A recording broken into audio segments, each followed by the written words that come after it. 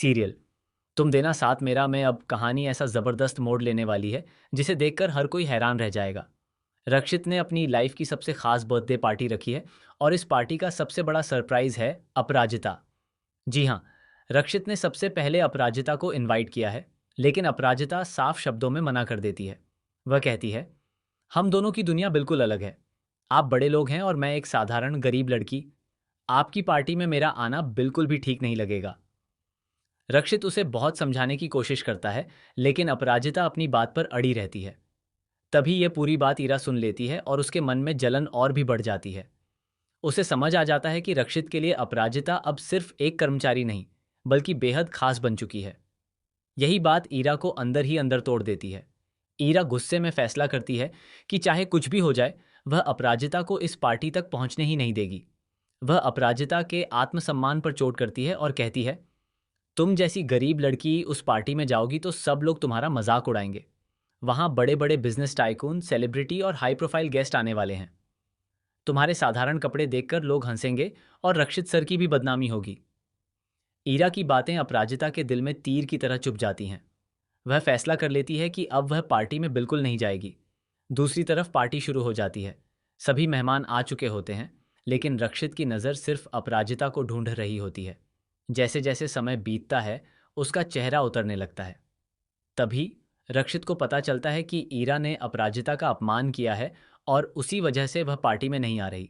यह सुनते ही रक्षित सबके सामने ईरा पर भड़क उठता है। वह पहली बार पूरे स्टाफ और मेहमानों के सामने ईरा को कड़ी फटकार लगाता है और कहता है, जिस इंसान ने अपनी जान जोखिम में डालकर इस कंपनी की इज्जत बचाई, उसे नीचा दिखाने का हक किसी को नहीं है।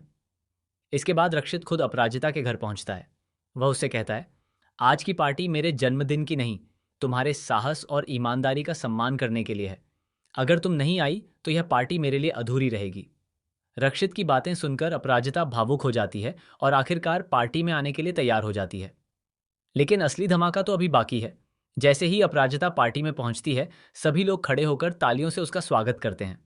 रक्षित स्टेज पर जाकर सबके सामने अपराजिता को एम्प्लॉय ऑफ द ईयर का सम्मान देता है। इतना ही नहीं, वह ऐलान करता है कि अब से अपराजिता कंपनी की एक बेहद महत्वपूर्ण जिम्मेदारी संभालेगी। ये सुनते ही ईरा के पैरों तले जमीन खिसक जाती है।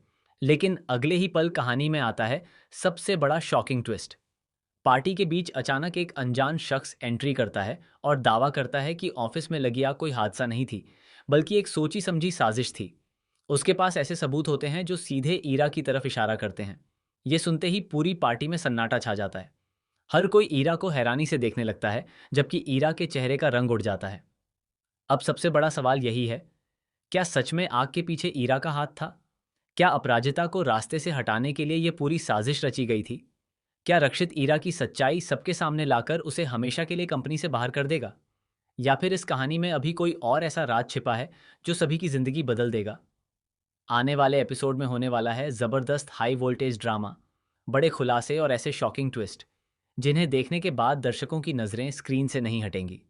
आपको क्या लगता है, ईरा का अगला कदम क्या होगा? अपनी राय हमें कमेंट सेक्शन में ज़रूर बताइए।